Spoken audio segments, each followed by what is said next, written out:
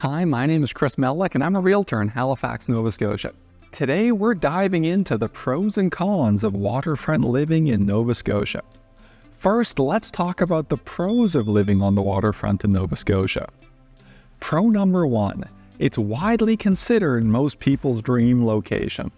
The serene and picturesque setting of a waterfront home offers a sense of peace and beauty that's hard to match.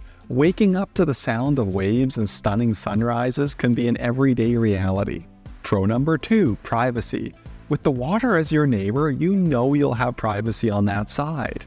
This means fewer disturbances in a quieter environment, perfect for relaxing and enjoying your home.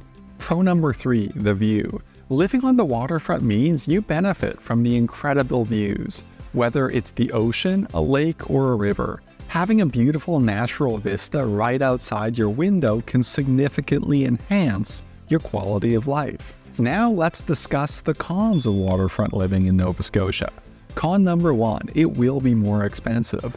Waterfront properties typically come with a premium price tag. The allure of the location drives up demand and consequently the cost. This includes higher property taxes as well.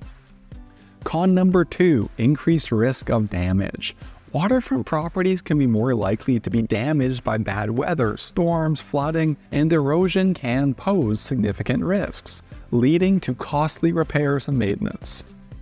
And con number three, smaller and closer lots. Waterfront lots are usually smaller and closer together due to the high value of the land. This can mean less outdoor space and closer proximity to your neighbors than you might find with more inland properties. And there you have it. The pros and cons of waterfront living in Nova Scotia. Whether the stunning views and dream location outweigh the costs and risks is a personal decision. And if you're thinking about buying a home in Halifax, feel free to contact me. My contact information is in the description.